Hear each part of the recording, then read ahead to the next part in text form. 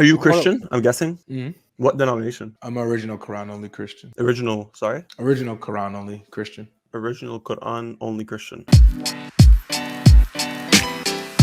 Mhm. What does that mean? Quran only Christian. What's that mean? So it's a Christian that believes in the original Quran before it got tampered with. So these are Christians that believe that the Quran was actually a real book, that Muhammad was a disciple of Jesus that spread the gospel in Arabia, and that Uthman, like during the time where they was having issues with recitations of the Quran, when he burned certain copies, that's when the original got corrupted, and now we have this issue of these different Qurans now. Muhammad was a disciple of Jesus? Yeah. How? Well, he was in Arabia actually preaching the gospel. So he wasn't like directly a disciple, but like a disciple is the one who follows Christ and studies Christ and Christianity. And so We have different definitions of a disciple. We could. So why is there differences in the teachings of Muhammad? Very specific differences when it comes to the Bible. For example, the Pharaoh being a king, or the Pharaoh being a pharaoh, right? In certain time periods. Yeah. Why are there those corrections in the Quran those are in the Bible? Yeah, so number one, in the Bible during during the time of Joseph, you do have Pharaoh being called the king of Egypt multiple times. So he was called both. From what what I'm referring to, but like I'm saying, I know. Why are there differences in the two? Got you. So the parts that are different from what you'll see in the Bible, those are the parts that Uthman corrupted and interpolated. So how we can see the truth, like, because there's some truth still remaining in the Quran today, and how we judge that is by the Bible. What agrees with the Bible, we know that was the original message of the Quran. What doesn't agree with the Bible, we see like, okay, yeah, that's been corrupted for sure. What it sounds like is you've taken the Muslim standpoint on Christians and you flipped it, and you said, this is what we're going to do to you, and we're going to try our best to prove the opposite. Chad, I've only known you for maybe 5 minutes now, and I love you already. I love you, dude. You're sharp. My Christian cousin. That's right. All right. So enough trolling. That's exactly what this is. Look, again, I'm a layman, right? Like, I can't argue a lot of the stuff you're saying. But like, come on, dude. You could do better than this. But and that's why. Hold on. No. Say my position is stupid. It's a stupid position, isn't it? Yeah, it is. I agree. I agree that everything that I just told you and presented to you, and the way that I presented it to you, and my method of presenting it to you was fallacious. It's I can't say a certain word, but it's absolutely ridiculous. It's ridiculous. Okay, but look, can we first accept that we're dealing with concepts that are above our pay grade? No, because you don't read Arabic. Jay does not read Arabic. Yes, he does. Okay, Jay, read verse 90 for me. I'm going to give you another example. We can read it together. So before you do that, I want to let my plane on this. Okay, because Chad understood what I was doing, and he sees that what I was doing was intellectually dishonest. The method is ridiculous. It's ahistorical, right? It just makes no sense. And so this is exactly what I did. I just flipped roles, Chad. And what you go through, that little process that you went through, that little confusion and that, what are you talking about? That's exactly what Christians go through every single day when they converse with Muslims. When they say, oh yeah, we believe in the original Bible, but the one you have has been corrupted. But there's some truth in it. Well, how do you know what the truth is? Oh, well, whatever agrees with the Quran, that's the parts that's good. What disagrees with the Quran, that's corrupted. Oh, and by the way, Jesus was a Muslim. Paul was an antichrist. That claim, that methodology of going about the Bible is simple, because what Muslim scholars do is they say, hey, we've authenticated the Quran to be preserved 100%, right?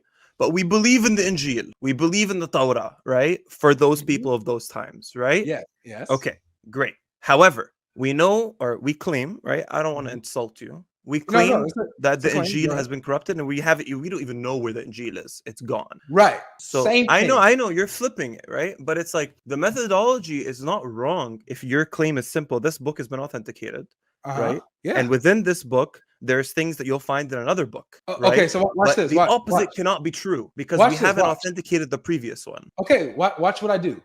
Our scholars have authenticated the Bible. We've authenticated the Bible. We know the Bible is true. We have it. You're saying what we're saying is no one agrees with. I can say the same thing to you, that you're building off of a premise that no one agrees with. No, but Look, I'm not going to argue this because I can't. I'm a layman. I can't argue this. Okay. Right? Okay. So it would just be intellectually dishonest. So I'm going to stop here. My Okay. point in coming into the stream was I heard you reading verse 90. Okay, I have yeah, my we can get to Quran that. here. No worries. Okay.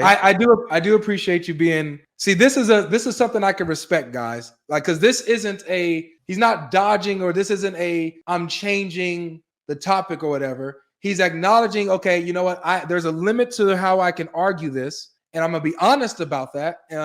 So is it okay that we can talk about what I feel like I could talk about? I appreciate that. Absolutely. That's exactly what I want to do. Absolutely. Perfect. When people Okay. try to change the topic dishonestly, that's where I hold their tail to the mud. But him, No, dude. he's I'm a honest. layman. It is what it is. Like, Yeah, I I'm appreciate 23, that, man. Like, come on. I'm not 40 years old that studied in Medina and Mecca for 50 years. But look, my point is, you guys are arguing a very nuanced, highly intellectual discussion, right? Where it's like, I mean, come on, Jay. When I heard you reading verse 90, bro, I have it in front of me. Okay, you said, let's see, you said قالوا أنك. It's قالوا أئنك. قالوا أئنك. Yes. Right. Now, what does Ibn Kathir say? Like your pronunciation. What does Ibn Kathir say? I know you grew up in Dearborn. I know you Chad, didn't go to a proper Chad, Muslim Chad, school. Chad. And Okay, it's like now you're arguing starting a to topic Chad, that's way listen. above your pay grade. Chad, listen, Chad. Now you're starting to lose the respect a little bit. Hold on. So what does Ibn Habibi, Kathir say? I was talking to GodLogic. I'm not what talking does what does Ibn Kathir say? How does he read this verse? No. Okay, because you just said it's not innaka, right? That's what you just said, right? It's from literally what I'm reading right in front of me. Okay. قالوا أئنك أئنك. Okay, now what does Ibn Kathir say? Because you said that I read it wrong, right? This version so is it's not ennaka, right? It's not ennaka. It's not annaka. Definitely okay, not. now I want you to. I'm not going to read it. I want you to read it. What? قالوا أئنك. No, right there. Ibn Kathir. Do you read Arabic or no? Yes. Read the screen. Okay, so at the end of قالوا في ألف. Read it. Just read it. إن. No. That's innaka. You don't know how to read Arabic. You don't know how to read Arabic. قالوا إنك. Habibi, what's after the wow? What's after the wow? On قالوا, Heidi, the wow. What's after it? Alif. So you say and then there's another alif. Yeah. In. Alif sakun. So you don't. He doesn't know. He doesn't know Arabic. He doesn't know that قالوا has alif sakun. Bro, I'm sorry. I'm sorry. Any other qalu in the Quran. Yeah, exactly. So read it. Read Continue exactly how reading. Ibn Kathir says it. Read how Ibn Kathir says it. You want me to listen to it? Yeah, no. Read it how Ibn Kathir. Yeah, you can listen to it too. Yeah, that's a good idea. Why don't you play it? So GodLogic, I'm saying that says innaka, and he's saying he's saying that it doesn't say that. So can you just play that for us, just so we're clear?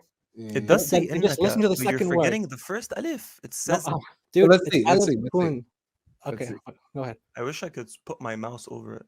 So I'm gonna play it. So before you play it, I just wanna give my pronunciation, then he gives his pronunciation. Okay. Okay. قالوا إنك. Now you say it your way. قالوا أئنك. Okay. Go ahead, GodLogic. Which one is it? All right. قالوا إنك لأنت يوسف. Did y'all hear it? Did he say it the way I said it or the way he said it? Now go to the reciter. Perfect. This is now the go to the reciter. reciter. Pick Abd al-Rahman al-Sudais. That's the only option there. Okay, go to Quran.com and pick Abd al-Rahman al-Sudais. This is a different qira'ah. See, before you try to correct Arabic, I recommend you learn the topic. حبيبي يا حبيبي انت ما بتحكي عربي فما تقول لي بدك تعلمني انه عن شو you don't know how to read Arabic. حبيبي انت ما بتقرا عربي. You don't know. You don't know that qalu has an alif at the end. Alif sukun. You don't know that. You don't know الفعل الماضي has an alif sukun at the end of it. Go to any qalu in the Quran. It has an alif at the end of it. Huh? Any qalu in the Quran has an alif sukun at the end of it. He doesn't know. Go to Abd al-Rahman al-Sudais. We don't need to go. You don't. You speak. Okay, look. You maybe you know a little Amiya. Okay, that's fine. Yeah, you don't know the Quran. You don't know the Quran. Habibi, I'm a layman. I'm 23 years old. Okay, that's I'm fine. not claiming to be a scholar. Yeah, I'm asking you, go to Abd al-Rahman al-Sudais. Stay a layman. And by the way, for the chat, that's daughter Listen to it. Yeah, so please, I came upon Arabs that don't know that الفعل الماضي has alif when it's in plural. قالوا look at the top of the alif. It has a little circle. That's is alif sukun. Yeah. You don't say unless it's a hamza. And Apologetic you put GodLogic. Do me a favor. He doesn't know you don't know that the Hamza has a different recitation. Yes, exactly. But you were saying that I was reading it wrong. Which it wasn't. It was a different recitation. It was a different recitation. You thought it was wrong, which is the point. A different Quran, and you thought it was wrong because you didn't recognize it as your own Quran. That's the difference. We've gotten to a point that we realize you don't know how to read Arabic. Yeah, and you don't know that there's a different qira'ah, which has a different meaning. Yes, so we reached the point that you don't know how to read Arabic, which is fine, but don't pretend. Yeah, be humble, man. Be humble. Can you pull up the different? It does actually. We're sorry that your prophet was illiterate, man. We're sorry that your prophet was illiterate. You don't have to follow his sunnah and be illiterate, man. Why? What's with the ad hominem? Obviously, he was illiterate, guys. So why are you saying that in a negative connotation? Yeah, hold on. Let's bring this all to so we all understand here. So, Chad, mashallah, is illiterate. So they're not saying. And look, Chad, listen. They're not saying that how you recited it the first time is incorrect based off what you were reading, because that's a particular reading. Okay. Exactly. So what we're doing is we're showing you a different reading, not the same one that you're looking at. You recited it correctly. This different reading is innaka. Okay. Exactly. So that's what he's showing you. And your claim, I understand, and your claim is saying that the different recitation is leading to different meanings. Yes. As you're saying, innaka means you are, and annak, you're saying as it's in an affirmative versus in a question. Yes. Exactly.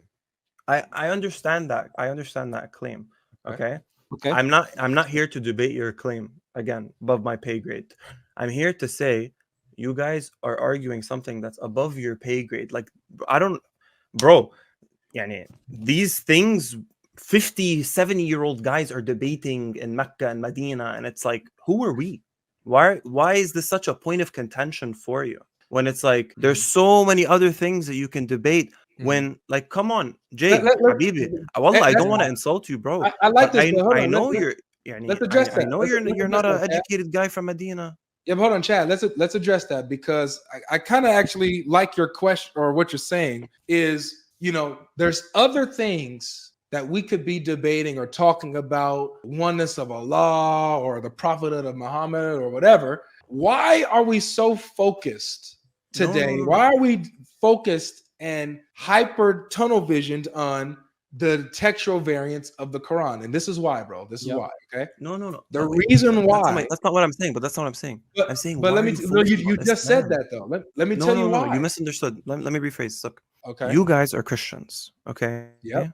Mm-hmm. You have a lot to talk about within Christianity, right? Including this. I have Christian friends. I know what they talk about when they go to church, right? You guys do a lot. They never talk about disproving Islam at church. You're basically doing online church. Depends on what church you go to, man. There are some churches fair enough, right? But it's like, from my experience, my Christian friends aren't telling me, we're sitting in church listening to how to disprove Islam. They're talking about Christian stuff. So it's like, why are you? Yeah.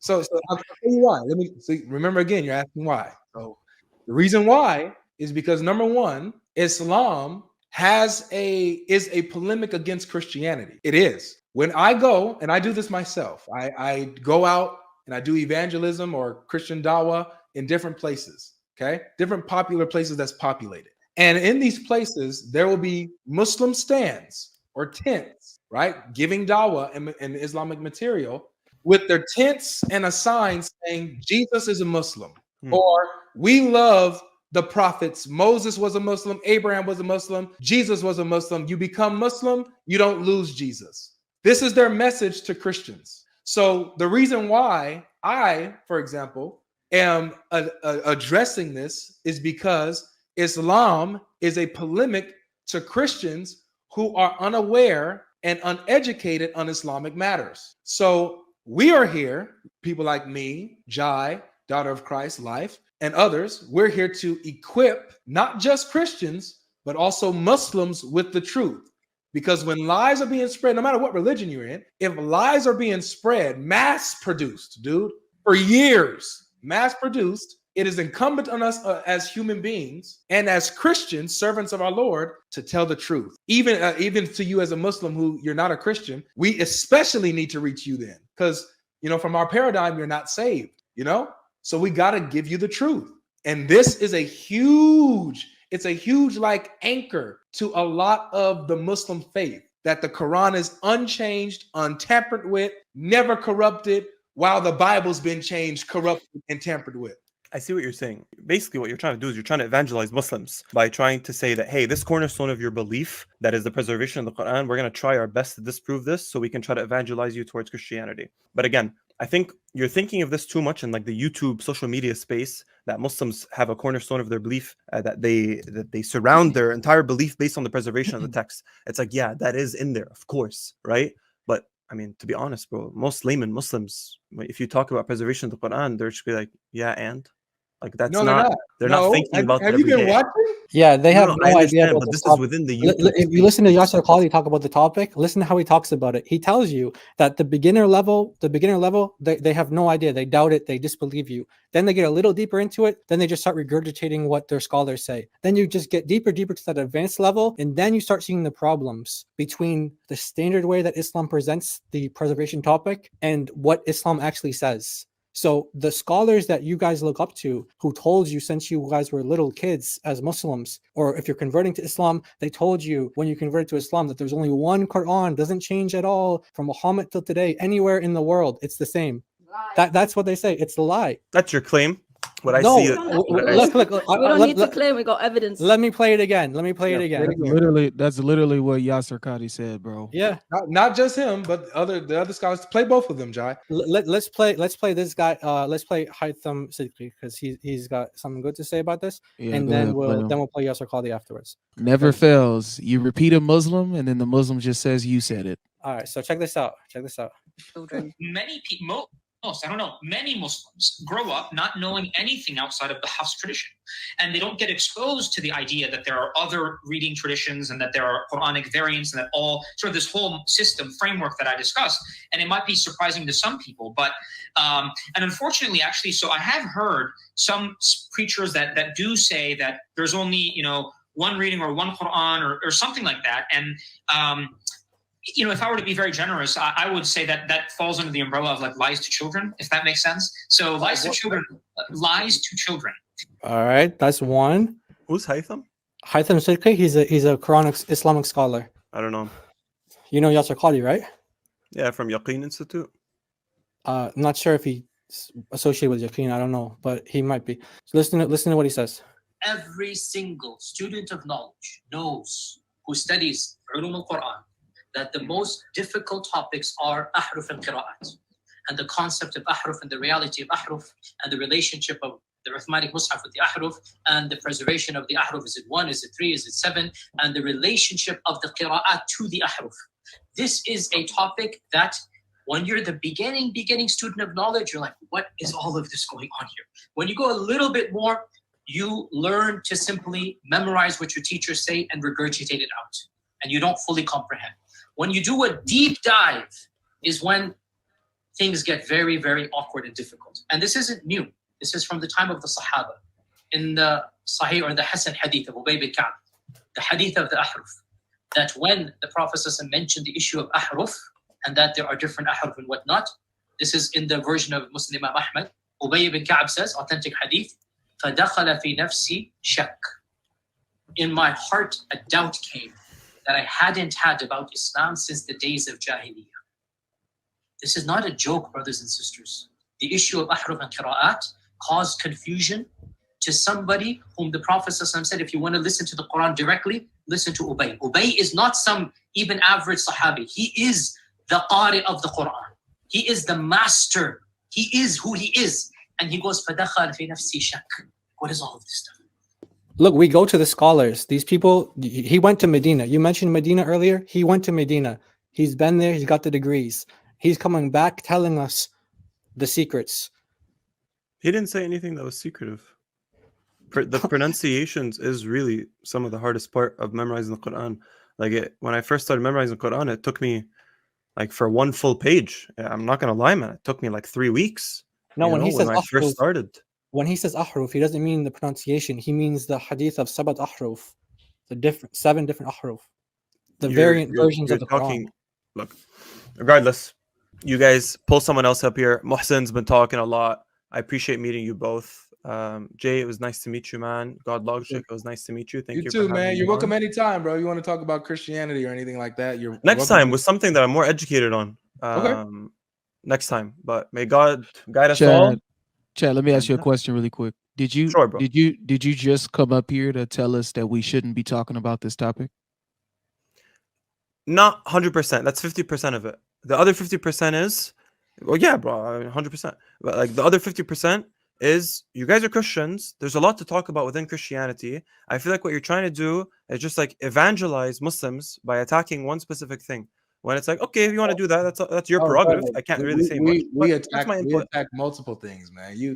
If you check out my channel, bro, it's a multitude of topics that we attack. It's not just this, but this is a huge one, though. Okay, look, when I look at the way Muslims evangelize, it's very different.